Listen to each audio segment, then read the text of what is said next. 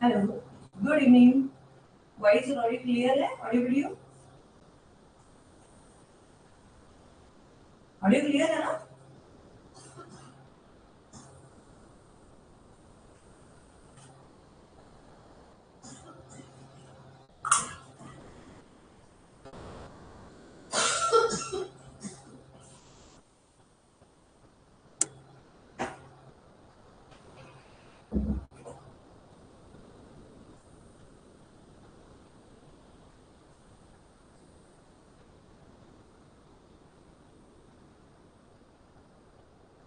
Good evening everyone. Voice clear है?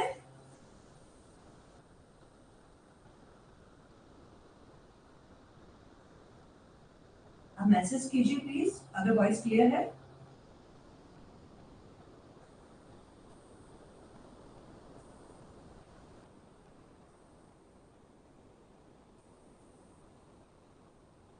Okay, चलो अभी हम 1 मिनट और वेट कर लेते हैं। अभी सब लोग ज्वाइन नहीं हुए, ज्वाइन हो जाए फिर अपन स्टार्ट करते हैं।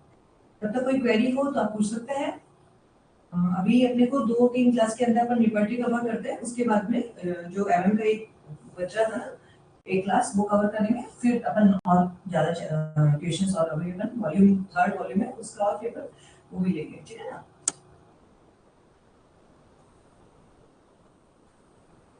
कुछ क्वेरीज जो सॉर्ट आउट नहीं हुई है वो मैं क्वेरी सॉर्ट आउट करूंगी। मुझे पता है, दिमाग में है मेरे, तो 1-2 क्वेरीज हैं वो मैं क्लियर करूंगी, ठीक है?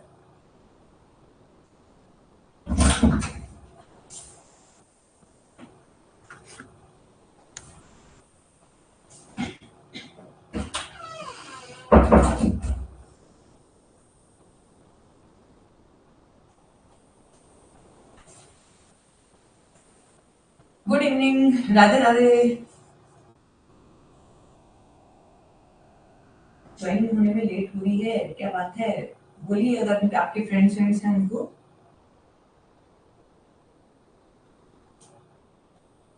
हम 1 मिनट और वेट करते हैं फिर स्टार्ट करते हैं।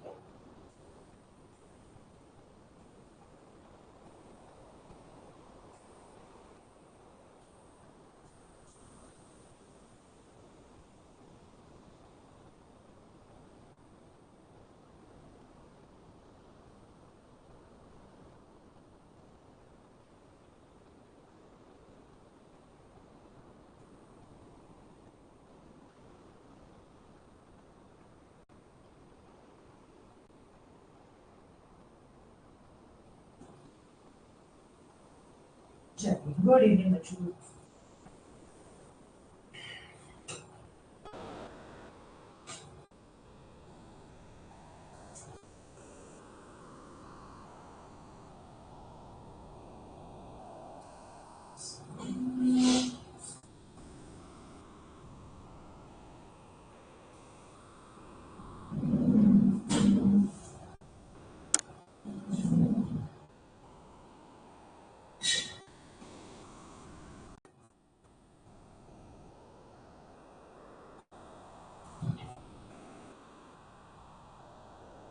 वापस सिनॉप्टिक की क्वेश्चन नंबर 30 के लिए पूछ रहे हैं ना पूरा? हाँ, देखिए इसमें क्वेश्चन नंबर 30 सिनॉप्टिक की विद रिपर्टरी है, इसका आंसर 1931 ही है।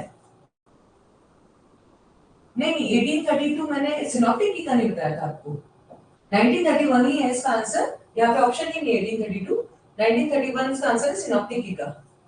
इसके लिए मैं आपको एक बात और बता रही थी, ये जैसे मैंने आपको सारे बता दिए, एक मैं आपके लिए काम और करूंगी कि इनको लिस्ट वाइज लिख दूंगी।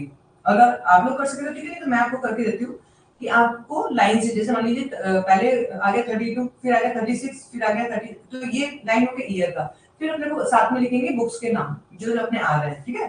तो फिर अपने को बस उसको यूं क्यों याद करना है, 12 में उसको पढ़ेंगे तो 12 में याद हो जाएंगे। लाइन से लिखने से फायदा क्या होगा ना कि आपको ईयर्स में कंफ्यूजन नहीं होगा, क्योंकि पहले ये था, सेकंड पे ये, थर्ड पे ये, तो ये ईयर कंटिन्यूएशन में आएंगे, ठीक है ना। और इसका आंसर 1931 ही है, सिनॉप्टिक की का, ठीक है ना। बॉगर सिनॉप्टिक की और ट्रिपल, इसका आंसर 1931 है,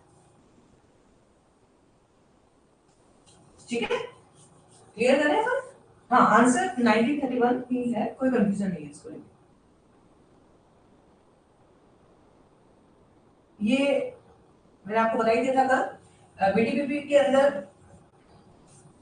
बीटीपीपी के अंदर जो मेडिकल मेडिसिन का जो ग्रेडिंग दिया हुआ है वो कितना क्या दिया हुआ है, 5, ठीक है। ये इन्होंने ये पूछा कि कितना ग्रेडिंग दिया हुआ है वॉरेन हसन थेरेपेटिक बुक, ठीक है। ये देखिए थोड़ा सा कंफ्यूज मत होना, बीबीसीआर और बीटीबीपी, ठीक है, ये तो अलग अलग बुक्स हैं, दोनों वॉरेन हसन ने दी है। बीबीसीआर में वॉरेन हसन प्लस बॉगर है, और इसमें से वॉरेन हसन ने दिया, ठीक है। और इनका ईयर अलग है, इनके जो ग्रेडिंग फिर भी दोनों की ही 5 है, बट ईयर अलग है। और बुक्स मेडिसिन का नाम, नंबर ऑफ मेडिसिन वो भी अलग है, ठीक है। वो मैं आपको एक साथ में पूरा एक साथ ही नोट डाउन करके, और कोशिश करूंगी पेज को स्कैन करके फिर वो मैं आपको स्क्रीन पे शो कर दूं, तो आपके लिए इजी रहेगा, ठीक है। चलिए next question, in can triple urticaria in this chapter, urticaria मतलब स्किन से रिलेटेड हो गया, तो आंसर जाएगा हमारा स्किन, ठीक है। ये मैं आपको कल बता ही चुकी हूँ, हमें ज्यादा दिमाग लगाना ही नहीं है, जो भी जिस चीज से रिलेटेड है फर्स्ट ऑफ ऑल वहीं पे जाना है, सेकंड पे हमें याद रखना है। कुछ कुछ जगहों पे दिक्कत आएगी, क्यों आएगी, कैंट में तो क्लियर रहेगा, जो बॉडी सेंस के ना उसमें आ सकती है। क्यों आ सकती है, क्योंकि वहां पे जैसे माइंड है, माइंड की जगह इन्होंने इंटेलेक्ट यूज किया है, तो माइंड का मतलब इंटेलेक्ट, एक ही बात होती है, वो आ गया। दूसरा इन्होंने सेंसेशंस जो है वो है, उसमें जनरलिटीज वाला चैप्टर नहीं है इनका, सेंसेशन का है, उसमें सेंसेशन में जाएंगे ज्यादातर, ठीक है। कुछ चीजें आपको ऐसे लगेगी कि यार ये ब्लड में सर्कुलेशन में जा सकते हैं, जैसे मैंने आपको बताया ना क्लोरोसिस, आयरन डेफिशिएंसी नहीं है, ब्लड सर्कुलेशन जा सकते हैं, लेकिन ये जा रहा है सेंसेशन में, तो ये मेरे को थोड़ा याद रखना पड़ेगा, ठीक है। और बॉगर के लिए जो सेंसेशन है वो क्या है, जनरलिटीज है, जैसे कैंट की जनरलिटीज चैप्टर है ना, वैसे ही उसका सेंसेशन, ठीक है। तो कैंटिलिवर्टी में बिल्कुल क्लियर है, अर्टिकेरिया है, अर्टिकेरिया स्किन से रिलेटेड है, तो आंसर जाएगा हमारा स्किन, ठीक है। नेक्स्ट, कैंटिलिवर्टी में bubo in this chapter, bubo का मतलब क्या होता है, इसमें पेनफुल स्वेलिंग होती है लिम्फ नोड्स के अंदर, कहां कहां होती है, आर्मपिट पे होती है, ग्रॉइन एरिया में होती है, और नेक पे होती है। तो नेक, ग्रॉइन एरिया और आर्मपिट, ये एरिया किसको कवर करेगा, एब्डोमेन को कवर करेगा ना, ये एब्डोमेन के अंदर आएगा, तो आंसर आएगा हमारा एब्डोमेन, ठीक है ना।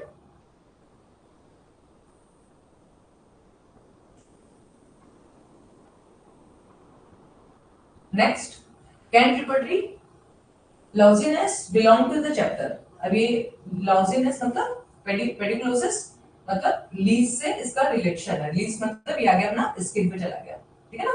तो इसका अब इससे थोड़ा सा आपको याद रखना पड़ेगा कि स्किन हो सकता है या हेड हो सकता है, तो इसका आंसर जाएगा स्किन पे। क्यों, क्योंकि हेड जो है ना उसमें हेयर्स प्रॉब्लम नहीं दिया हुआ, हेड में ये वाला प्रॉब्लम दिया हुआ है, हेड मतलब सर, जैसे पेन हो गया, कोई ट्यूमर हो गया, तो स्वेलिंग हो गई, वो इस तरीके के जो सिम्टम्स है वो हेड में दिए गए, ठीक है ना। तो ये स्किन में जाता है।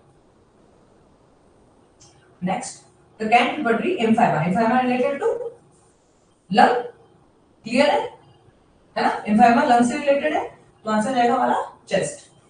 लंग में होता है, चेस्ट में होता है, क्योंकि लंग करके अलग से चैप्टर है नहीं, तो इसका आंसर चला गया हमारा चेस्ट।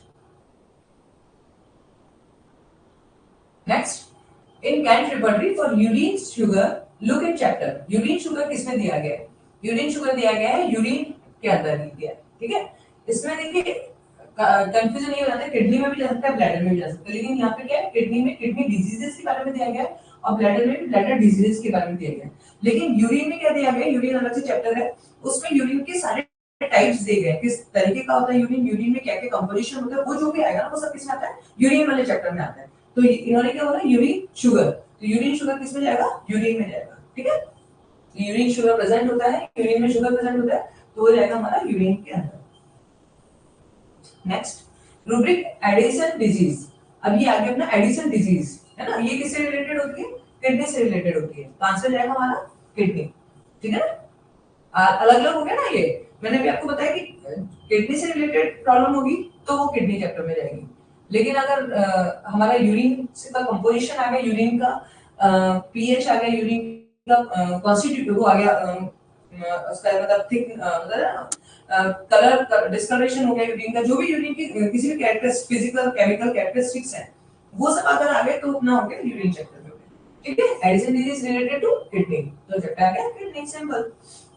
तो can second next Kent method of the representation more importance is given to, देखिए कैंट जो है ना उन्होंने सबसे ज्यादा इंपॉर्टेंस दी है माइंड को, क्योंकि हमने जैसे अगर कैंट रिपर्टरी पढ़ी है, कैंट की बुक भी पढ़ी है, तो उसमें ये जो है ना हाई पोटेंसीज के बारे में सबसे पहले कैंट ने बताया था, और 30 पोटेंसी और उसके ऊपर की पोटेंसीज को हम हाई पोटेंसी में काउंट करते हैं, ये भी क्वेश्चन आ जाता है कि हाई पोटेंसी कौन सी होती है ना, तो 30 जो पोटेंसी है ना वो हाई पोटेंसी स्टार्टिंग मानी जाती है, मतलब अगर इसको 30 पोटेंसी को अपन एवरेज पोटेंसी मानते हैं, इधर लो में सबसे मैक्सिमम की तरफ जाएगी और हायर में इनिशियल पोटेंसी जो होती है वो 30 होती है। ये किसने बताया था इसके बारे में, ये बताया था कैंट ने, और कैंट ने क्यों हाई पोटेंसी के बारे में बताया था, क्योंकि उन्होंने माइंड सिम्टम्स को प्रेफर किया था, और माइंड सिम्टम्स में हमें हाई पोटेंसी ज्यादा अच्छा इफेक्ट करती है as compare to low potency, ये हमें पता ही है ना, जितना हम लो पोटेंसी में जाएंगे उतना हमें पैथोलॉजिकल कंडीशंस में हमें देखने को मिलेगा। जैसे मान लीजिए हम अदर डिजीज यूज करते हैं तो कब करते हैं, जब पैथोलॉजिकल कंडीशंस होती है, वो काम करती है एज अ एलोपैथिक ड्रग्स, ठीक है। और हम होम्योपैथी मेडिसिन यूज कर रहे हैं, डायनामाइजेशन पे जा रहे हैं, तो हम हाई पोटेंसीज में जाते हैं, और जितना हाई पोटेंसी में जाते हैं उतनी सेंसिटिविटी उसकी पेशेंट की ज्यादा होती है, तो माइंड जो है चैप्टर वो मतलब मेंटल सिम्टम्स अगर ज्यादा है तो पोटेंशियम हाई यूज करते हैं, ठीक है। तो ये चीज किसने बताई थी हमको, कैंट ने बताया था। तो कैंट ने किस पे ज्यादा फोकस किया है, मेंटल जनरल पे, जनरल तो है ही उसकी रिपर्टरी जो है वो जनरल से पर्टिकुलर की तरफ जाती है, बट कौन से फिजिकल और मेंटल में मेंटल पे ज्यादा फोकस है। और एक और चीज मैं आपको बता देती हूँ कि कैंट रिपर्टरी के अंदर अगर हम पूरी रिपर्टरी को देखते हैं तो 1/4 approximate 1/4 part of the repertory सिर्फ माइंड चैप्टर कवर करता है, तो सिर्फ एक चैप्टर 1/4 पार्ट आपकी रिपर्टरी को कवर कर रहा है, बाकी फिर और बाकी का बाकी सारे जो चैप्टर्स है वो कवर कर रहे हैं। तो आप फिर आप इसे इजीली आप समझ सकते हैं कि उसने कितना ज्यादा फोकस किया है, डॉक्टर कैंट ने कितना फोकस किया इसके ऊपर, है ना। तो ये माइंड मेंटल पे इसका फोकस करते हैं, इन्होंने इंपॉर्टेंस दिया था मेंटल जर्नल्स को, ठीक है ना।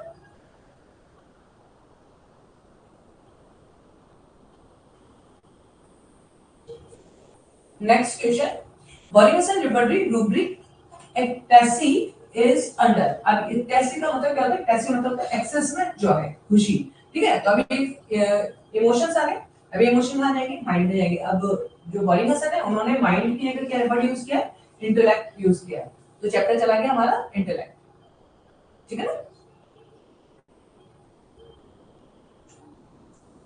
Next question, Wallingson repertory rubric impaired is under, अब यहाँ पे इम्पेयर्ड, इम्पेयर्ड मतलब होता है कुछ भी एबनॉर्मल हो जाना, थॉट मतलब impaired thought, impaired vision, impaired है ना, तो ये जनरली इम्पेयर्ड विजन से ज्यादा यहाँ पे जो वर्ड यूज करता है, क्योंकि इम्पेयर्ड विजन की जगह तो आ जाएगा अपना सिर्फ ब्लर विजन आ जाएगा, या फिर लॉस ऑफ विजन आ जाएगा, लोअर आई मतलब विजन आ जाएगा, है ना। लेकिन इम्पेयर्ड जो वर्ड है ना वो जनरली यूज किया जाता है आपके थॉट प्रोसेस के लिए, आपकी कुछ भी प्रॉब्लम इंटेलेक्चुअल लेवल अगर आपका डिस्टर्ब चल रहा है ना तो उसके लिए अपन यूज करते हैं, मतलब ये माइंड से रिलेटेड है, तो इसमें अपना फिर चैप्टर चला जाएगा इंटेलेक्ट, ठीक है ना। यहाँ पे ये जैसे इन्होंने वॉलिंगसन है बहुत ज्यादा क्लियर नहीं किया हुआ, तो इन्होंने क्या दिया, mind, intellect, impaired, mental exhaustion, weakness of the of, ये सब एक ही उसमें डाल दिया इन्होंने। अगर हम सिंथेसिस में देखते हैं ना तो ये अलग अलग रूब्रिक्स हैं, तो वीकनेस है, मेंटल एग्जॉस्शन है, इम्पेयर्ड है और इंटेलेक्ट, ये चारों चीजें इन्होंने एक ही में डाल दी है, ठीक है। तो ये आ गया हमारा इम्पेयर्ड, किसमें चला गया, इंटेलेक्ट चैप्टर के अंदर। वैसे ऑप्शन अपने पास में कभी माइंड वाला आएगा नहीं, इंटेलेक्ट चैप्टर है तो वहां पे माइंड का ऑप्शन देंगे नहीं वो, अगर बाई चांस दे भी देते हैं तो हमें इंटेलेक्ट ही करना है, क्योंकि माइंड करके कोई भी चैप्टर नहीं दिया गया बीबीसी आर, ठीक है। Next, rubric cyanosis in the Wallington repertory is under, अब आ गया ये वापस से, अभी मैंने आपको बताया था ना साइनोसिस हो गया, ये अपने क्लोरोसिस हो गया, तो ये किस में जाएंगे, सेंसेशन वाले चैप्टर में जाएंगे, क्योंकि जनरलिटीज वाला टॉपिक है, मतलब ये जनरल सिम्टम है ये, ठीक है, तो ये जाएगा सेंसेशन में, जनरलिटीज करके यहाँ पे कोई चैप्टर नहीं है। क्लियर है? Next, Morningson repertory dislocation is in chapter. देखिए इन्होंने यहाँ पे सेंसेशन दे दिया, बाकी आंसर इसका जो करेक्ट आंसर है वो एक्सट्रीमिटी है, क्योंकि इसमें क्या है ना, जो डिसलोकेशन वर्ड है ना उसके लिए एक्सट्रीमिटीज में दिया गया है। दो अलग अलग चैप्टर है, अपर एक्सट्रीमिटीज और लोअर एक्सट्रीमिटीज, दोनों में डिसलोकेशन दिया हुआ है। डिसलोकेशन इजीली ऐसे करके रूब्रिक है, तो अपर एक्सट्रीमिटीज में भी है, लोअर एक्सट्रीमिटीज में भी है, और इन्होंने वैसे भी अपने को एक ही दिया एक्सट्रीमिटीज, तो अपन इजीली कर सकते हैं। ठीक है, सेंसेशन जो है ना उसके अंदर एक्सट्रीमिटीज करके वो डिसलोकेशन करके रूब्रिक नहीं है, रूब्रिक है डिसलोकेटेड, है ना। अभी इन्होंने अपने से जो बोला है, क्या बोला है, डिसलोकेशन, तो अब अपने को ज्यादा जो करेक्ट आंसर होगा वो एक्सट्रीमिटीज आएगा। ठीक है ना।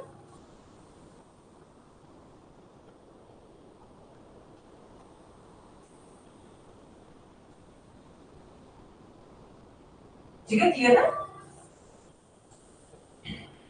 देखिए अगर आप इसको डिटेल में पढ़ते हैं तो ये भी लिखा हुआ है इसमें, please remember it has the chapter of the lower and upper extremities and it contain rubric related to dislocation, that is pollination में और लोअर एक्सट्रीमिटीज में डिसलोकेशन इजी। आगे ना ये चीज इसमें लिखी हुई है डिसलोकेशन इजी, तो ये है, तो ये इसका आंसर एक्सट्रीमिटीज में।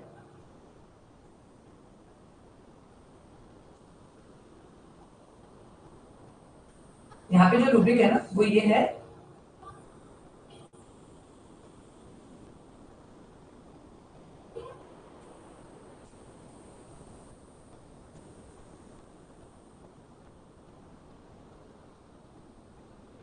ये जो इन्होंने जनरलिटीज में जो दिया है ना वो रूब्रिक ये है, condition of the aggravation and evaluation in general, dislocation and spread aggravate, ये है रूब्रिक। जबकि अपने से इन्होंने रूब्रिक क्या पूछा है, डिसलोकेशन, सिंपल सिंपल डिसलोकेशन पूछा है, तो जब इन्होंने सिंपल डिसलोकेशन रूब्रिक पूछा तो वो जाएगा एक्सट्रीमिटीज के अंदर।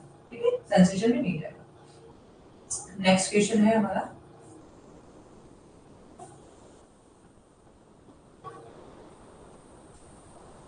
स्क्रीन क्लियर है ना। ठीक है, तो नेक्स्ट क्वेश्चन हमारा आता है पॉलीनेशन रिपर्टरी इमेंस्ट्रेशन इन दिस चैप्टर। तो ये किस चैप्टर में आता है इमेंस्ट्रेशन? इमेंस्ट्रेशन फिर से वही जनरल जनरल आ गया, टर्म आ गई, तो ये अपना चला जाएगा सेंसेशन में। ठीक है,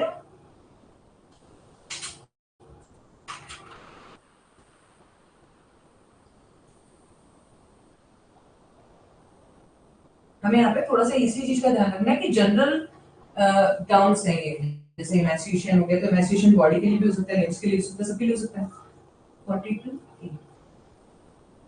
42 का ए, हाँ राइट, एक्सट्रीमिटीज होगा इसका आंसर। ठीक है ना, 42 का डी दिया हुआ है, आंसर है एक्सट्रीमिटीज ए।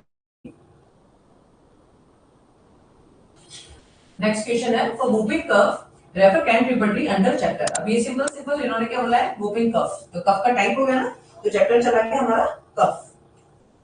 ठीक है ना।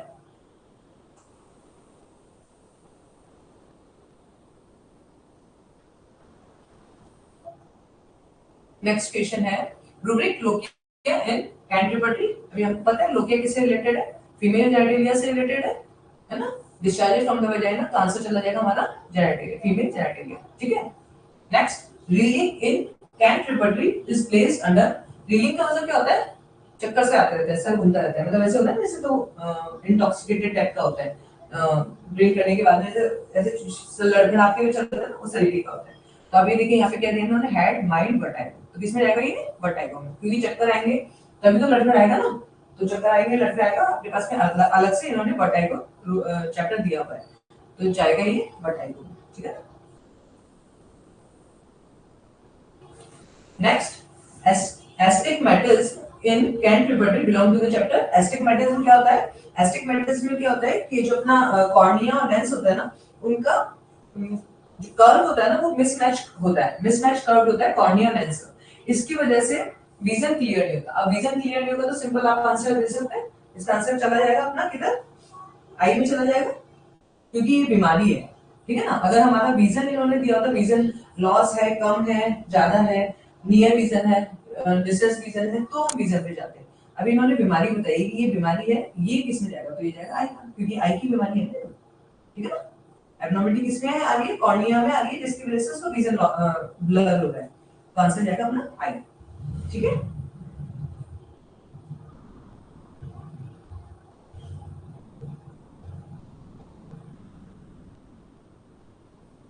नेक्स्ट क्वेश्चन आता है हमारा suppression of urine in Kent repertory is place under.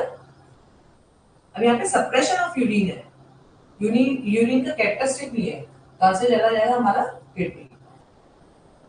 ठीक है ना, किडनी में होता है ऐसा कि suppression of urine, simple kidney के अंदर चैप्टर है यूरिन सप्रेशन ऑफ, ऐसे करके। ठीक है,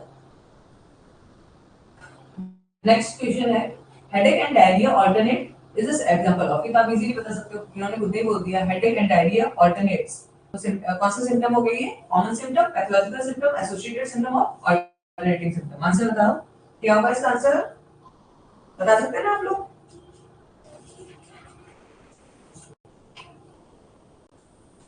आंसर इज अल्टरनेटिंग सिम्टम, है ना, बोल ही रहा है तो खुद से बोल रहा है अल्टरनेटिव।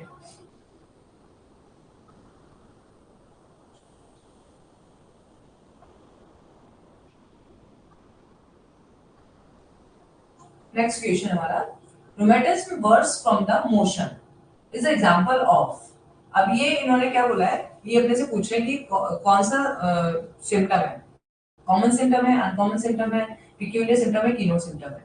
तो देखिए रूमेटिज्म में मोशन में वर्स होना है तो नॉर्मल सी बात है ना। हाँ, भाई इसमें कुछ अजीब बात नहीं है। हाँ, अगर उसको सिटिंग से वर्स हो रहा होता तो फिर अपन सोचते कि यार कुछ अलग है, बट रोमेटिज्म के अंदर मोशन की वजह से पेन वर्स हो रहा है तो नॉर्मल है। तो ये क्या हो गया, कॉमन सिम्टम हो गया। ये डिजीज का सिम्टम है तो डिजीज का कॉमन सिम्टम है ये। ठीक है, तो ये चला जाएगा हमारा common symptom. Next question, Hahnemann attempts to prepare a repertory known as. Hahnemann ने कौन सी रिपर्टरी प्रिपेयर की थी, हमने पढ़ा था ना इसके बारे में, fragmented D varicose Medica Mendoza positives. इसके बारे में मैंने आपको बताया था ना, दो पार्ट है, पार्ट नंबर 1 और पार्ट नंबर 2। पार्ट नंबर 1 में क्या दिया गया है, मैथमेटिका के बारे में, और पार्ट 2 के अंदर क्या दिया गया है, रिपर्टरी के बारे में। आया था ना ये क्वेश्चन, आया हुआ है ना। ठीक है ना, तो पार्ट 2 में रिपर्टरी के लिए दिया गया, पार्ट 1 में मैथमेटिका के लिए दिया गया। और जो बुक लिखी गई थी ना हनीमैन ने, इसको रिपर्टराइज फॉर्म में लिखा था। एक्चुअली ये प्योरली रिपर्टरी नहीं थी, ये प्योरली रिपर्टरी नहीं थी, बट इसको रिपर्टराइज फॉर्म में बनाने की कोशिश की गई थी। तो ये था फ्रेगमेंटेड वेरिकोस मेडिका मेंटोसा पॉजिटिव्स। इसीलिए इसमें दो पार्ट इस तरीके से दिए गए थे, इसमें वो भी दिया था इन्होंने मैथमेटिका भी, और थोड़ा सा रिपर्टरी का पार्ट भी इन्होंने ऐड किया। ठीक है, next question, systematic systemic alphabetical repertory was published. अब ये ईयर आ गया अपने को, ये सॉरी ईयर नहीं है, इन बाय ये जो पब्लिश की गई थी, किसके द्वारा पब्लिश की गई थी, क्लॉफर मुलर। सिस्टेमिक अल्फाबेटिकल रिपर्टरी, इनकी जो पब्लिशर है कौन है, क्लॉफर मुलर। ठीक है ना, इन्होंने पब्लिश किया था 1888। मैं कोशिश करूंगी आप लोगों के लिए कि ये ईयर पूरा लिख दूंगी और साथ में नाम रिपर्टरी का, और ये जो हमारा साइंटिस्ट जो जिन्होंने भी पब्लिश किए वो, तो ये आपके लिए एक ही पेज पे आ जाएगा। ठीक है, इसमें ये आ गया, साथ में कंटेंट पेजेस कितने हैं इसमें, 940 पेजेस है। तो जनरली ये क्वेश्चन, इसमें से सिर्फ दो ही क्वेश्चन बनते हैं, एक तो आता है 1888 और एक आता है किसने लिखी थी, क्लॉफर्ड मुलर ने। ठीक है, अभी आ गया टीएफ एलन सिम्टम्स रजिस्टर्ड और पब्लिश इन ईयर। कब पब्लिश किया गया था ये, 1880 में, 1880 में। ये सिर्फ रटने की क्वेश्चन है, तो अपने को रटना ही है, क्वेश्चन आते ही है यहाँ से। ठीक है, छोड़ के नहीं जाना बिल्कुल। Next question, analytical repertory of Hering's was published in, क्या गया, 1881। एनालिटिकल रिपर्टरी 1881 में दी गई है। ठीक है, नेक्स्ट आ गया हमारा repertory of the modalities was published in the year I think यहाँ पे ईयर लिखा हुआ होगा 1880 है ना, और बाय किसके द्वारा, यहाँ पे मिसिंग है, यहाँ पे 1880 होगा। इन द ईयर 1880 बाय किसने दिया था इसको, वॉटस्टर्न है ना। Modality, repertory of modality, repertory of modality जो है वॉटस्टर्न ने दिया था 1880 में, 1880 में। ये पब्लिश किया गया था, ठीक है। Next question, author of the repertory of urinary organ. आप मुझे इसका ये और बता सकते हैं कि यूरिनरी ऑर्गन जो है रिपर्टरी कौन सी टाइप की रिपर्टरी है? आंसर करेंगे। कल अपना हुआ था इसमें, यूरिनरी ऑर्गन कौन सी टाइप की रिपर्टरी है?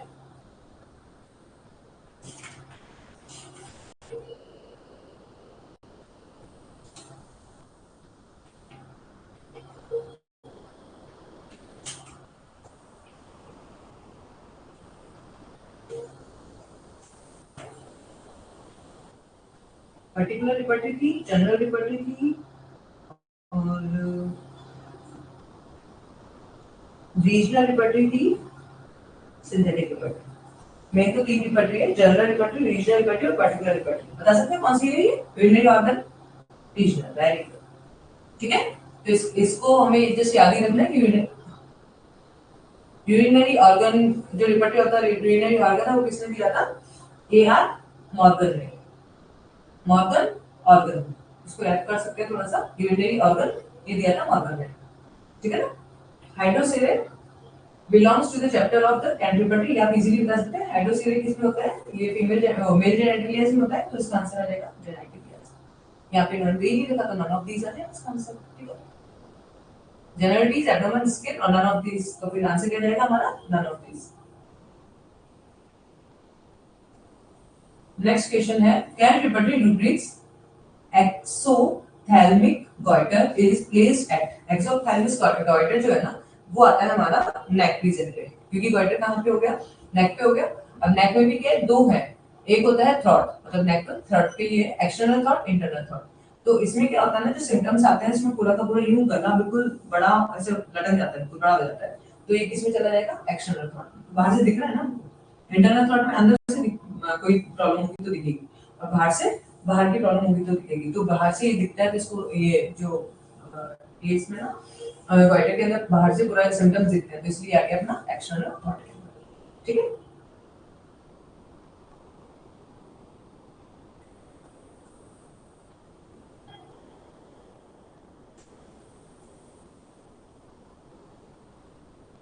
नेक्स्ट क्वेश्चन है, इन द पॉलीनिसन repertory haughtiness is found in the chapter. ये भी आप इजीली बता सकते हैं, है ना। अब यहाँ पे इन्होंने इंटेलेक्ट दिया है, माइंड दिया है, पॉलीनिसन रिपर्टरी के लिए माइंड नहीं है, यहाँ पे इंटेलेक्ट ही जाएगा।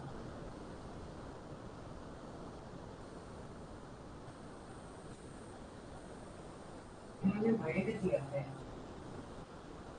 बीटीपी के ये बीटीपी इसलिए नहीं है, क्योंकि सर में माइंड चैप्टर है नहीं।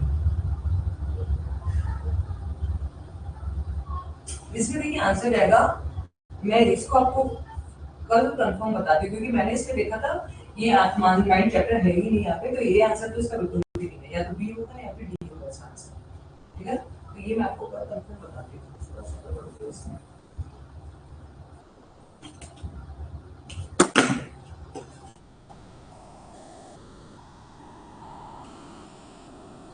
ठीक है, इसको क्वेश्चन नंबर 60 को आप एक बार के होल्ड पे रखिएगा।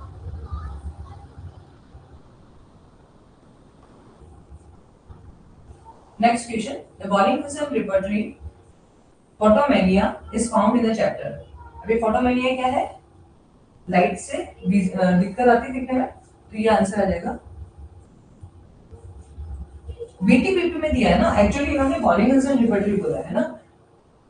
अब ये इन्होंने दिया पॉलीनिसन रिपर्टरी में दिया है, तो इन्होंने दे दिया। अपने को इन्होंने पूछा कि पॉलीनिसन रिपर्टरी पूछा है, जब भी पॉकेट बुक के लिए पूछा जाएगा ना, तो वो बताएंगे अपने को कि पॉलीनिसन बीटीपीपी मतलब पॉलीनिसन ये जो है ना थेरेप्टिक पॉकेट बुक ये पूरा लिखा जाएगा या फिर बीटीपीपी लिखा जाएगा, तो इसमें आएगा। और अगर सिर्फ इन्होंने पॉलीनिसन रिपर्टरी लिखा है ना, तो ये जनरली बीबीसीआर को डिनोट करती है ये चीज, है ना। तो यहाँ पे इन्होंने पॉलीनिसन रिपर्टरी लिख दिया, तो बीबीसीआर को डिनोट करेंगे, तो बीबीसीआर के अकॉर्डिंग तो ये इसका चैप्टर जो जाएगा डी जाएगा इसका आंसर, ठीक है ना।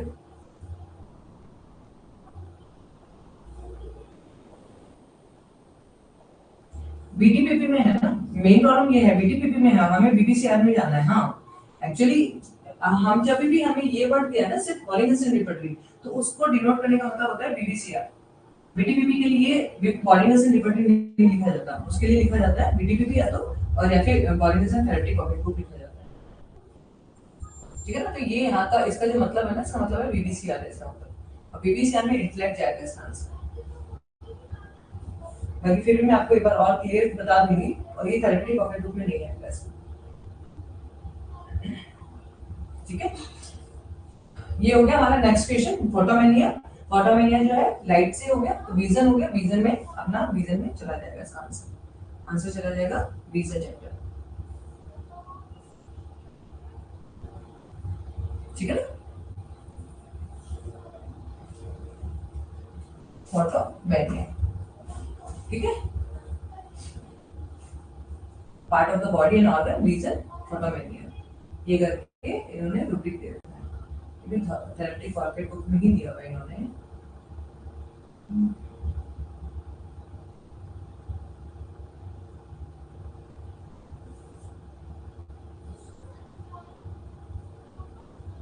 ये एक बार इनको, वैसे तो देखिए आंसर तो यही जाएगा, चाहे बीबीसीआर हो चाहे बीटीपीपी हो, इसमें कोई दिक्कत वाली बात नहीं है। बट इन्होंने जो क्लियर किया हुआ ना, वो कर दिया इन्होंने थेरेटिक पॉकेट बुक का कर दिया है ना, पॉकेट बुक का कर दिया, जबकि ये जाएगा बीबीसीआर में। तो मैं आपको इसका और देख लूंगी कि इसमें कुछ अलग है क्या, क्योंकि अगर हम बीटीपीपी की बात करें तो बीटीपीपी में 7 चैप्टर ही है ना, चैप्टर है ही ये मतलब इतने ज्यादा चैप्टर है नहीं, तो उसमें अपने जनरली जो क्वेश्चन आता है ना, तो वो बीबीसीआर से ही आता है। ठीक है ना। नेक्स्ट क्वेश्चन है, who has published repertory of antipsoric. Antipsoric repertory के बारे में किसने बताया था, वो बताया था डॉक्टर वॉरेन।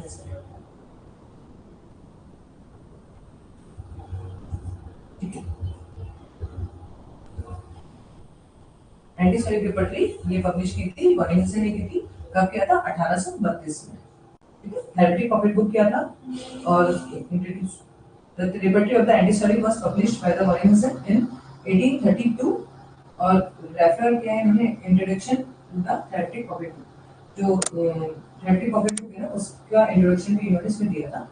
और it was the first liberty developed by the Hollywood. It contained the preface doctor Hahnemann. ये क्वेश्चन आ जाता है कि first liberty of the burning कौन सी थी, और दूसरा का प्रीफेस किसने, मतलब डॉक्टर हनीमैन ने लिखा था, तो वो प्रीफेस किसने लिखा था। ठीक है ना, ये दो क्वेश्चन बनते हैं इससे।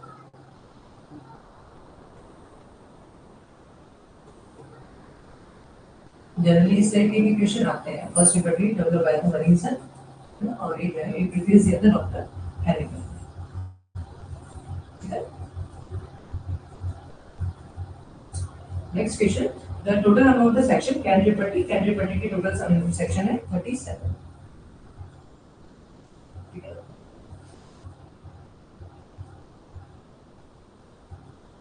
Next question, total number of the section in वॉरेनिज्म therapeutic pocket book 7।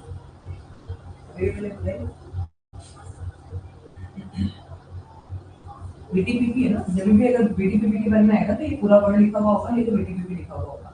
वॉरेनिज्म repertory word लिखा हुआ है, इसका मतलब ये बीबीसी आता है। ठीक है, तो बीटीपीपी के अंदर 37, ओ सॉरी 7 है। ठीक है, बीटीपीपी में 7 है, कैंट में 37 है। आप ऐसे भी याद रख सकते हैं, पॉकेट बुक है तो पॉकेट बुक छोटी सी बुक होगी, तो उसके जो चैप्टर होंगे वो भी छोटे से ही होंगे। सबसे कम चैप्टर अगर किसी में है ना, तो वो बीबीसी में है, वो सॉरी बीटीपीपी में है। हाँ, यही एक्चुअली नोट्स में भी इन्होंने ये लिखा है, एक्सप्लेनेशन में भी इन्होंने बीटीपीपी ही दिया है, जबकि ये बीबीसी में होना चाहिए। और मैं इसको और थोड़ा सा क्रॉस चेक करके कंफर्म करके फिर ही मैं आपको बताऊंगी, क्योंकि ये जो क्वेश्चन है ना, वो तो बीटीपीपी के लिए नहीं है, ये क्वेश्चन बीबीसी के लिए है। ठीक है, दोनों में लिखा हुआ है बीटीपीपी, लेकिन ये क्वेश्चन बीबीसीआर के लिए है, बीटीपीपी के लिए नहीं है। अगर बॉरिंगसन रिपर्टरी वर्ड लिखा हुआ है ना, इसका मतलब ही बीबीसीआर, क्योंकि बॉरिंगसन रिपर्टरी को शॉर्टकट में बीबीसीआर को या बॉरिंगसन रिपर्टरी लिखा जाता है, बीबीसीआर को शॉर्टकट में। और बीटीपीपी के लिए कभी भी बॉरिंगसन रिपर्टरी वर्ड नहीं आता, उसके लिए थेरेटिक पॉकेट बुक लिखा हुआ होगा या फिर पूरा लिखा हुआ आएगा, बीटीपीपी पूरा नाम। ठीक है, अब ये चैप्टर्स आप याद रख लीजिएगा। वैसे तो क्वेश्चन जनरली एमसीक्यूज में इसमें तो नहीं आता, बट कभी कभी क्या होता है ना, कंफ्यूजन हो जाता है। जैसे अब अपन यहाँ देख रहे हैं, मैंने बोला ना रीजन चैप्टर बता रहे हैं ना, बीबीसी आप बीटीपीपी में बता रहे हैं ना, बीटीपीपी में रीजन चैप्टर है ही नहीं। माइंड एंड इंटेलेक्ट एक ही चैप्टर है, part of the body and organ है, उसके अंदर सेंसेशन एंड कंप्लेंट्स है, उसके अंदर स्लीप एंड ड्रीम्स है, फीवर है, फीवर के स्टेट के अकॉर्डिंग 7 चैप्टर में सब डिवाइड किया हुआ है इसको। फिर alternate of the site state of health है, फिर रिलेशनशिप ऑफ रेमेडीज। तो अगर हम क्रॉस कंफर्म भी करना चाहें तो देखिए यहाँ पे इन्होंने जो 7 चैप्टर्स दिए हैं उन चैप्टर्स पे रीजन चैप्टर है क्या, नहीं है ना। और फिर ये क्या कह रहे हैं, ये कह रहे हैं कि रीजन चैप्टर बीपीपी पॉसिबल नहीं है ना। और वैसे भी देखा जाए तो body part of the organ फिर रीजन फिर फोटोमेनिया में जानेंगे। तो चैप्टर कौन सा हुआ, चैप्टर तो part of the body and organ हुआ ना, रीजन थोड़ी ना हुआ। Region is not a chapter, region is a sub rubric, है ना। और अगर हम देखें ये पार्ट है तो फिर मेन रूब्रिक है रीजन, ठीक है ना। Part of the body and organs जो है ये चैप्टर का नाम है ना, तो रूब्रिक का नाम क्या हो गया, रीजन हो गया। जबकि इन्होंने अपने से क्या बोला है, चैप्टर पूछा है इन्होंने, रिपर्टरी के अंदर फोटोमेनिया कहां कौन से चैप्टर में दिया गया है। हमको वर्ड्स देखने हैं, क्लियर वर्ड्स पढ़ने हैं हमें। दो चीजें इंपॉर्टेंट है इसमें, एक है बॉडी से रिपर्टरी, दूसरा पढ़ना चैप्टर। इन्होंने जैसे चैप्टर पूछा है तो बीटीपीपी में अगर हम देखते हैं तो बीटीपीपी में विजन करके चैप्टर है ही नहीं। जब विजन चैप्टर ही नहीं है तो फिर बीटीपीपी के लिए कैसे बता रहे हैं, है ना। क्लियर है, तो यहीं पे भी क्लियर हो गया अपना कि बीटीपीपी में बिल्कुल भी नहीं है, ये बीबीसीआर के लिए ही है। और बीबीसीआर में विजन है, तो ठीक है, आंसर ठीक है, विजन ही है, बट ये अपने को क्लियर होना चाहिए हम, क्योंकि आप अगर बीबीसीआर और बीटीपीपी में कंफ्यूज होंगे ना तो क्वेश्चन में बहुत कंफ्यूजिंग हो जाएंगे। क्यों हो जाएंगे, क्योंकि इसके चैप्टर्स और उनके चैप्टर्स में बहुत फर्क है। बीटीपीपी के अंदर चैप्टर सिर्फ 7 है और बीबीसीआर में बहुत सारे हैं, और उसमें ये सारे चैप्टर्स है, रीजन और ये सारे चैप्टर है। जबकि बीबीसीआर में तो बीटीपीपी में तो है नहीं, बीबीसीआर में सारे चैप्टर है, ठीक है ना। पॉलीगेशन जो रिपर्टरी है वो बीबीसीआर है। क्लियर है, अभी कोई कंफ्यूजन आ रहा है ये लास्ट के दो क्वेश्चन से, ठीक है। आगे चले,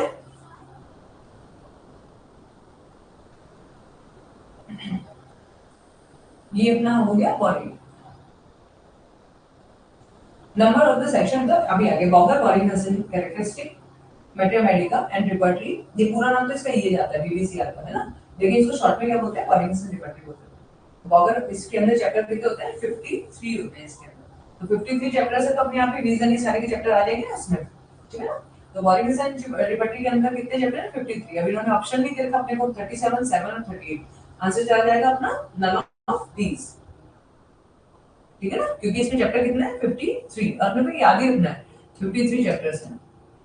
कभी ऑप्शन आ गया तो वो सेम जाएगा, नहीं तो अपना नन ऑफ दीस, इस ऑप्शन के हिसाब से नन ऑफ दीस चला जाएगा, ठीक है ना। Next question, who is the edition of the who is the editor of synthesis repertory. Synthesis repertory के कौन है एडिटर, वो है डॉक्टर फ्रेडरिच, ठीक है। सिंथेसिस में भी काफी सारे चैप्टर्स हैं और ये माइंड पे काफी अच्छा, जैसे कैंट है ना वैसे ही इसमें माइंड में काफी अच्छा है। ये दिया था डॉक्टर फ्रेडरिच ने, इसके काफी सारे वॉल्यूम्स हैं, तो इसमें जनरली क्वेश्चन ईयर पे नहीं आएगा, इसमें जनरली सिर्फ इसका जो ऑथर है ना उसी का नाम आता है। नेक्स्ट क्वेश्चन है हमारा, total number of the chapter in nerve repertory. Nerve repertory में कितने चैप्टर है, 47, ठीक है। अगर इनमें भी आपको वैसे तो देखिए बहुत इजी है, क्लियर है। 37 कैंट का हो गया, नर्व रिपर्टरी का 47 हो गया, और 7 हो गया बीडीपीपी का, ठीक है। ये तो हो गए 3। फिर बीबीसीआर का होगा 53 हो गया, और सिंथेसिस के लिए चैप्टर है नहीं, एजुकेशन है वन ये, तो हो गए क्लियर। अपने चार रिपर्टरीज हैं, चारों के अपने पास चैप्टर नंबर ऑफ चैप्टर्स हैं, यहां से चारों क्वेश्चन बन जाते हैं, ठीक है।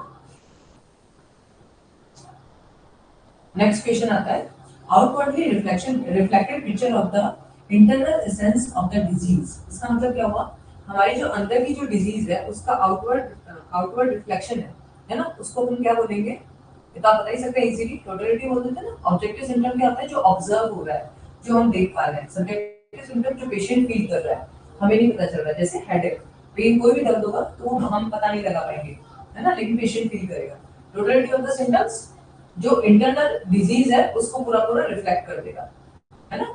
आउटवर्ड रिफ्लेक्टेड पिक्चर मतलब पूरी की पूरी पिक्चर क्लियर कर देता है कि यार ये बीमारी है इसको। जैसे जॉन्डिस है तो जॉन्डिस में 3-4 सिम्टम आ गए, nausea, vomiting, yellow discolouration of the sclera skin, urine discolouration of yellow, तो अपना फिर क्लियर हो गया कि जॉन्डिस है। तो ये पूरा पूरा पूरा एक पिक्चर हो गई, और इस पिक्चर ने अपने को एक डिजीज के बारे में ले गया, तो क्या हो गई, टोटलिटी ऑफ सिम्टम, ठीक है। Next question, factor which affect or modify a symptoms are called, देखिए अब इन्होंने क्या बोला है अपने को, जो सिम्टम्स को मॉडिफाई करते हैं और अफेक्ट करते हैं। कौन से फैक्टर होते हैं? मॉडलिटीज होती है ना, क्योंकि इन्होंने अभी अपने को देखो क्या करा, एग्रावेट कर दिया, इमेरिटेट कर दिया। अब इन्होंने क्या वर्ड बोला है? मॉडिफाई और अफेक्ट, मतलब चेंज कर देगा, कम भी कर सकता है, ज्यादा भी कर सकता है, तो वो एग्रावेट भी कर सकता है और इमेरिटेट भी कर सकता है। तो क्या हो जाएगा इसका आंसर? मॉडलिटी। मॉडलिटीज में दोनों चीजें आ जाती है, एग्रावेशन एंड इमेरिटेशन दोनों। कौन सा केस इज फॉल्स? ठीक है, तो ये हो गया मॉडिफाई करने वाले जो फैक्टर हो गए वो हो गया मॉडलिटीज। इसको पढ़ सकते हैं हम लोग आगे। Definition: by modalities we refer to the circumstances and conditions that affect or modify a symptoms of which the conditions of aggravation and amelioration are the most important. ठीक है, आगे दोनों चीजें इसमें कवर हो जाती है। Doctor William toric well said, the modalities of the drug are the pathognomic symptoms of the materia medica. ठीक है, ये पैथोग्नोमिक सिम्टम्स होते हैं जो ड्रग के, जो हमें क्लियर कर देते हैं ड्रग पिक्चर को भी और साथ में पेशेंट की टोटलिटी को मैच करने में इजी जाता है हमको। और काफी बार तो हम मॉडलिटीज की बेस पे ही सिमिलिनम भी पकड़ लेते हैं। ठीक है, most of these modalities are readily explained and especially those which refer to the circulation of the blood. For example, belladonna headache, which is the better from cold application to the head and having the head high. ठीक है, ये तो अपने को simple ये आपके बता रहे हैं कि ये जो मॉडलिटी है ना वो कभी कभी हमको पूरा क्लियर ही कर देगी, पिक्चर ही क्लियर कर देगी। ठीक है, हमें पता है बैलेडोना में हेडेक हो रहा है तो क्या है, इसका सर्कुलेशन बहुत बढ़ जाता है। जब सर्कुलेशन बढ़ेगा तो क्या करना पड़ेगा? सर को ऊपर करना पड़ेगा।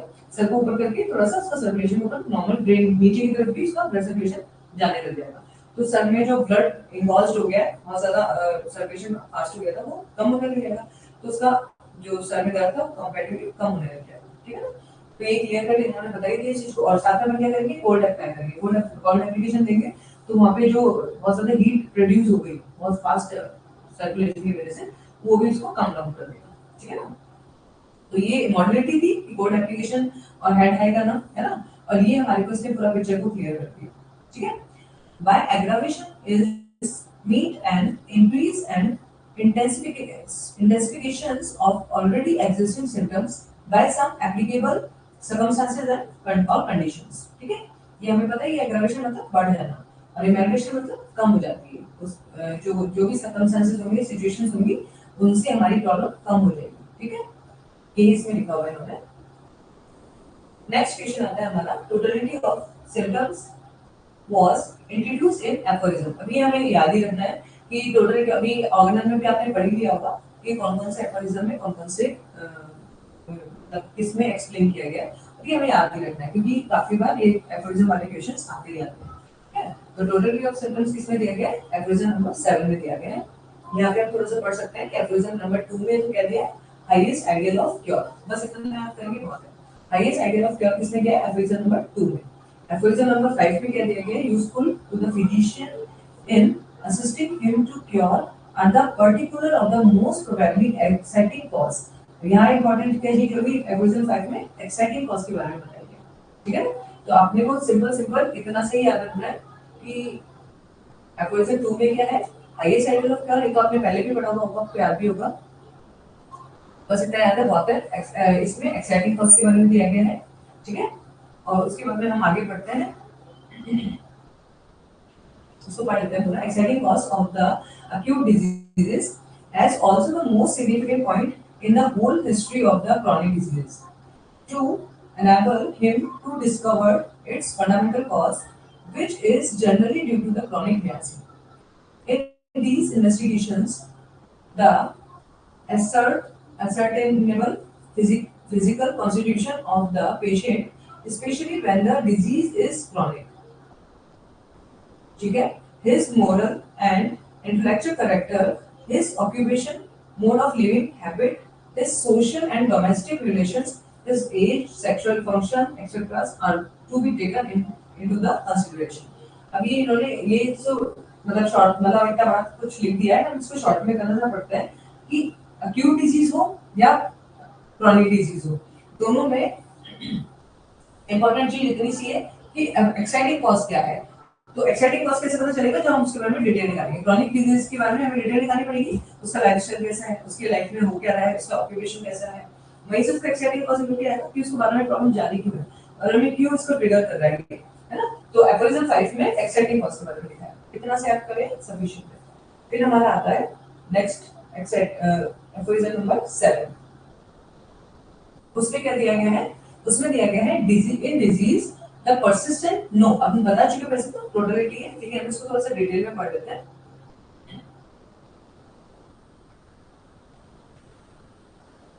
एफोरिज्म नंबर 7 में दिया गया है in disease persisting no manifest exciting cause for removal the totality of the symptoms is outward imagination image of the inner disease of the suffering vital force related as cause and effect.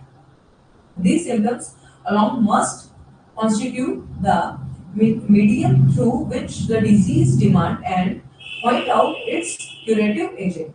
ठीक है? In each cases of disease, only this totality of the symptom is to be recognized and removed by the art of the healing that it may be cured and converted into the health. देखिए वैसे हमारा जो homeopathy pattern है ना, जो Hahnemann sir ने हमें बताया, वो सिर्फ एक ही बात बताई कि अगर हमने टोटलिटी ऑफ सिम्टम्स को रिमूव कर दिया तो हमने क्योर को ले लिया, पा लिया है ना, क्योर हो गया। और क्योर क्यों हो गया, क्योंकि वहां पे अपने सारी जो जितने भी सिम्टम्स थे ना, मेंटल हो फिजिकल हो कोई भी सिम्टम हो, पैथोलॉजिकल सिम्टम हो, तो सबको हमने कवर कर लिया, वहां क्योर हो जाता है। ठीक है, तो अब हमारे लिए इंपॉर्टेंट क्या चीज हो जाती है, टोटलिटी ऑफ सिम्टम्स। तो टोटलिटी ऑफ सिम्टम्स के बारे में हमें पता होना चाहिए क्या होता है और कैसे, किस एफोरिज्म में। अपने को क्वेश्चन जो बनेगा वो टोटलिटी ऑफ सिम्टम्स से क्वेश्चन ये बनेगा कि एफोरिज्म प्लस कभी कभी ये भी पूछ लेंगे कि क्या है, जैसे अभी अपन ने लास्ट क्वेश्चन में देखा ना, तो ये जो हमारी इनर डिजीज है उसका आउटवर्ड रिफ्लेक्शन है। सिंपल सिंपल अगर शॉर्ट में लिखना है, क्योंकि बहुत बड़े बड़े क्वेश्चन नहीं बनते, तो शॉर्ट में इतना सा आ जाएगा कि आपकी अंदर जो डिजीज चल रही है उसको बाहर कैसे दिखा रहा है, शो कर रहा है, उसको हम पूरे को बोलेंगे टोटलिटी ऑफ सिम्टम। जैसे मैंने आपको एग्जांपल दिया जॉन्डिस का। ठीक है, अब नेक्स्ट है हमारा एफोरिज्म नंबर 20। उसमें क्या दिया है, this spirit like power to alter man's state of health which lies hidden in the inner nature of the medicine can it itself never be discovered by us by a mere efforts of reason. It is only by experience of the phenomena it display when acting on the state of health of man that we can become clearly cognizant of it. इसमें देखिए, इसमें simple अगर aphorism number 20, वैसे तो 20 से question आता नहीं है, बट अगर आता है ना तो इसमें ये बताएंगे कि अपने को इन्होंने बताया था स्पिरिट लाइक पावर मतलब vital force to alter the man state the health से उसमें मतलब डिजीज कंडीशन में लेके जाता है। तो एफोरिज्म नंबर 20 में क्या दिया गया है, उसमें बताया गया है कि जो हमारी वाइटल फोर्स होता है, जो हमारी स्पिरिट लाइक पावर होती है, उसमें जब ऑल्टरेशन आता है, इसकी वजह से डिजीज कंडीशन रिड्यूस होती है। जो ह्यूमन बीइंग होता है वो हेल्थ से अनहेल्दी कंडीशन में चला जाता है, उसकी जो हेल्थी स्टेट होती है वो ऑल्टर हो जाती है। सिंपल है ना। तो एफोरिज्म नंबर 2 में अगर 20 में अगर आता है ना, तो वैसे तो क्वेश्चन मिलता नहीं है, फिर भी अगर आता है तो अपने को इतना से याद रखना है कि वाइटल फोर्स में जब ऑल्टरेशन होगा तो उसकी जो हेल्थ स्टेट है वो भी ऑल्टर हो जाएगी। ठीक है, वो हम जानते हैं कि वाइटल फोर्स में ऑल्टरेशन से ही होता है हेल्थ स्टेट। ठीक है ना, ठीक है। अभी देखिए आज का टारगेट तो हमारा 70 तक का था। अगर आपको कोई भी क्वेरी है, क्वेश्चंस है, तो आप पूछ लीजिए, वरना फिर अपन आगे चल लेंगे। कोई भी क्वेरी, कोई भी कंफ्यूजन है क्वेश्चंस में अब तक में, तो आप पूछ लीजिए, क्योंकि इसमें देखिए 50% क्वेश्चन तो ऐसे हैं जो बस हमें लर्न करने हैं, है ना। तो वो मैंने आपको बताया ना, ये ईयर वाला मैं आपको पूरा लिख के देती हूँ। ठीक है, 58 क्वेश्चन नंबर 58।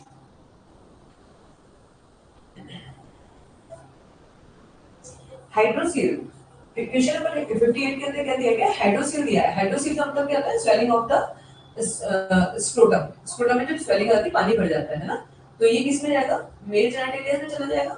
अब इन्होंने अपने को ऑप्शन ही नहीं दिया, इन्होंने जेनिटल का ऑप्शन ही नहीं है, तो अपना आंसर चला जाएगा नन ऑफ दीज।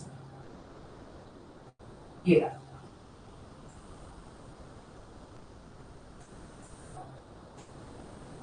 हमें जब भी डिजीज का मीनिंग पता होगा ना, तो हम इजीली उसको चैप्टर फाइंड आउट कर सकते हैं। तो हाइड्रोसील का मतलब बता दिया मैंने आपको, अब देखिए जनरलिटीज एब्डोमेन स्किन है, तो आंसर चला जाएगा हमारा नन ऑफ दीज, क्योंकि ये मिलेगा हमको मेल जेनेटिक से। ठीक है, और कोई क्वेश्चन और कोई क्वेरी?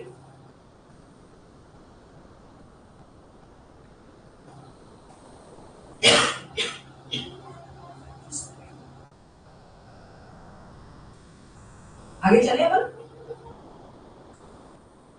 कोई कंफ्यूजन हो कोई क्वेरी हो तो आप पूछ लीजिए, नहीं तो फिर अपन आगे चलते हैं, क्योंकि अपन अगर अभी जितना जल्दी ज्यादा कवर करेंगे ना क्वेश्चंस को, तो कोशिश रहेगी हमारी कि हमें ज्यादा से ज्यादा क्वेश्चन करने को मिलेंगे और साथ साथ में रिवीजन भी होता चला जाएगा। ठीक है ना, मेरी कोशिश है कि आपको क्लास में ही मैं ज्यादा से ज्यादा रिवीजन करा दूं, जिससे आपको अलग से टाइम नहीं देना पड़े। ठीक है, नेक्स्ट हमारा question number 71 of the below rubrics which is under generalities of the Kant repertory।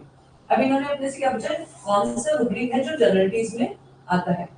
ठीक है, ऑकवर्डनेस, ऑकवर्डनेस का मतलब बेढंग का, अजीबोगरीब तरीके से काम कर रहा है, एकदम से गिर रहा है, पड़ रहा है, सामान हाथ से छूट रहा है उसके, उसको बोलते हैं ऑकवर्डनेस। तो ये किसमें चला जाएगा, माइंड में चला जाएगा, है ना, क्योंकि ये जो है ये दिमाग में ही तो प्रॉब्लम है, इसी वजह से उसको गड़बड़ी हो रही है उसके साथ में, कभी भिड़ जाएगा, चलते चलते भिड़ जाएगा, है ना, तो ये सब चीजें दिमाग का है, तो माइंड में चला गया।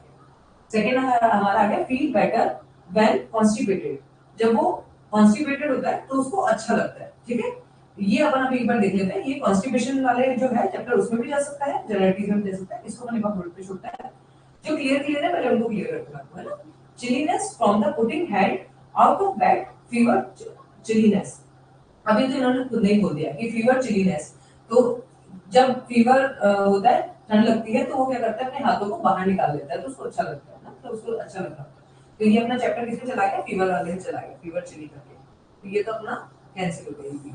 ठीक है, तो इन्होंने खुद ने रूब्रिक के अंदर ही अपने बता दिया, सिम्टम के अंदर बता दिया, तो ये भी कैंसिल हो गया, ये भी कैंसिल हो गया। ठीक है, थर्ड आता है ना लेप्रोसी और सोरियासिस इरप्शंस। लेप्रोसी और सोरियासिस जो है वो किसमें जाएगा, लेप्रोसी है, सोरियासिस है, किसमें चला गया, स्किन में चला गया। अब इन्होंने अपने से क्या पूछा है, जनरलिटीज, तो जनरलिटीज का आंसर चला जाएगा फील बेटर व्हेन कॉन्स्टिपेटेड।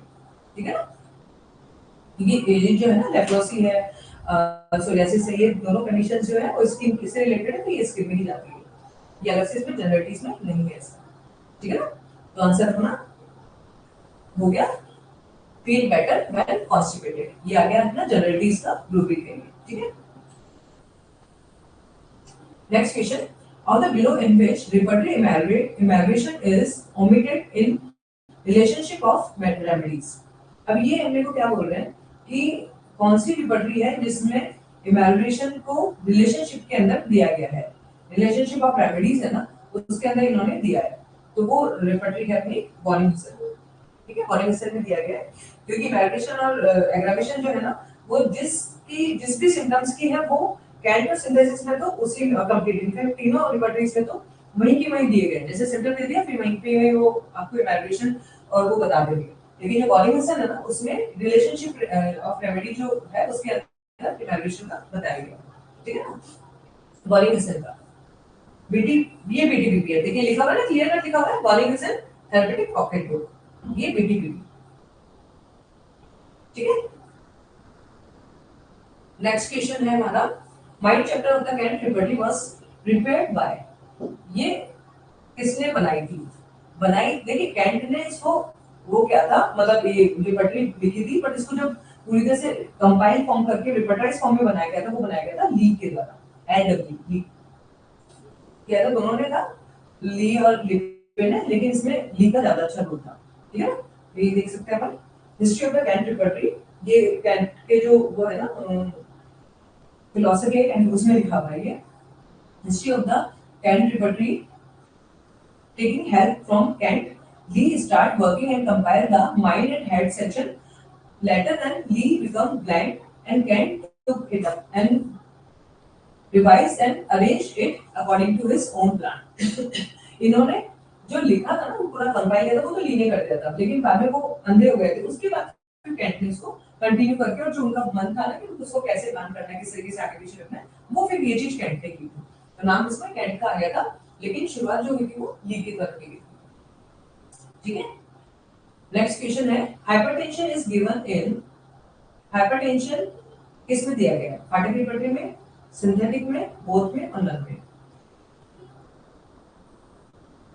जो पार्टिसिपेटरी है ना, उसमें हाइपरटेंशन नहीं दिया हुआ, क्रॉस रेफरेंस में दूसरा। एक्चुअली देखिए इसमें इन्होंने क्या वर्ड बोला है कि हाइपरटेंशन एग्जैक्टली ये रूब्रिक कहाँ दिया गया है ना, क्योंकि जैसे मैंने आपको पहले वहां बताया था ना, डिसलोकेशन था, तो डिसलोकेशन पे ही जाना है, डिसलोकेटेड में नहीं जाना। तो ऐसे भी ऐसे ही यहाँ पे हाइपरटेंशन है, तो हाइपरटेंशन जो है पार्टिसिपेटरी में नहीं दिया गया, वहां पे क्रॉस रेफरेंस करके और फिर वहां पे लिखा गया है कि अंडर ब्लड प्रेशर हाई, वहां पे ब्लड प्रेशर में जाकर के ब्लड प्रेशर हाई और लो ऐसे करके रूब्रिक दिया गया पार्टिसिपेटरी के अंदर, हाइपरटेंशन करके रूब्रिक नहीं दिया गया। और सिंथेटिक है ना, उसमें क्लियर कट लिखा हुआ है हाइपरटेंशन, जनरलिटीज जो चैप्टर है उसके अंदर हाइपरटेंशन करके रूब्रिक है। तो आंसर जाएगा हमारा सिंथेटिक रिपर्टरी। सिंथेटिक में दिया हुआ है इसलिए लेंगे, बोथ आ नहीं सकता और नन होगा, ठीक है ना। ये लास्ट क्वेश्चन ले लेते हैं अपन, फिर बैक करते हैं, ठीक है।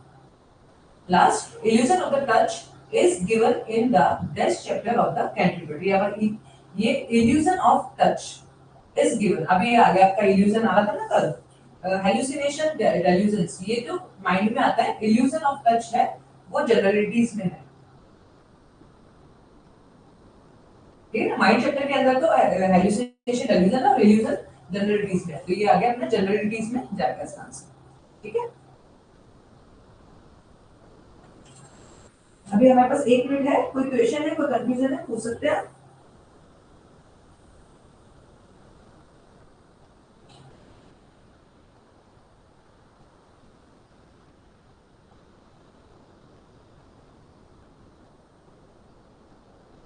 इल्यूजन ऑफ टच का मतलब क्या होता है? इल्यूजन ऑफ टच का मतलब होता है कोई उसको टच कर रहा है, उसको ऐसा लगता है कि कोई उसको टच कर रहा है, लेकिन ऐसा होता नहीं है ना। ये साइकोलॉजिकल प्रॉब्लम्स है, और जनरली जब साइकोलॉजिकल प्रॉब्लम्स होती है ना, उनमें पेशेंट को ही फील हो रहा होता है।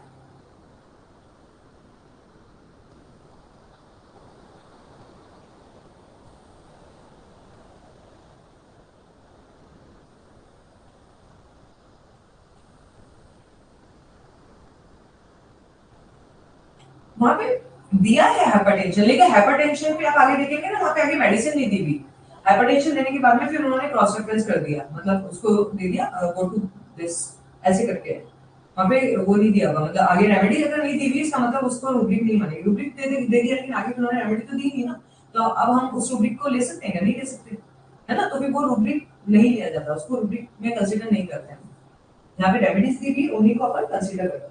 ऐसे तो आप देखेंगे सिंथेटिक रिपर्टरी में भी, सिंथेसिस में सॉरी, बहुत सारे रूब्रिक्स दिए हुए हैं, बट वहाँ पे मेडिसिन नहीं है, तो वहाँ पे क्रॉस रेफरेंस नीचे लिखा हुआ है ब्रैकेट में, फिर वहां जाके देखोगे वहां आ जाती है ना। तो इसलिए अपन उसको रूब्रिक को कंसीडर नहीं करते। आप उसको करेंगे तो उसमें मेडिसिन ही नहीं आएगी, तो अपन रिपर्टेशन ही नहीं कर पाएंगे ना, तो फिर उसको मानेंगे तो नहीं ना, ठीक है ना। क्लियर है? चलिए आज अपन यहीं पे स्टॉप करते हैं, कल से 76 से करते हैं, और कोशिश करते हैं जल्दी रिपर्टरी अगर कवर होती है तो अपन और ज्यादा वो ले सकेंगे। किसका रूब्रिक मैंने आपको बताया ना, इसका आंसर फाटक रिपर्टरी नहीं जाएगा, इसका आंसर जाएगा अपना सिंथेटिक रिपर्टरी, क्योंकि फाटक में यहाँ पे इन्होंने हाइपरटेंशन देकर के इन्होंने कोई मेडिसिन नहीं दिया ना, तो ये रूब्रिक नहीं है।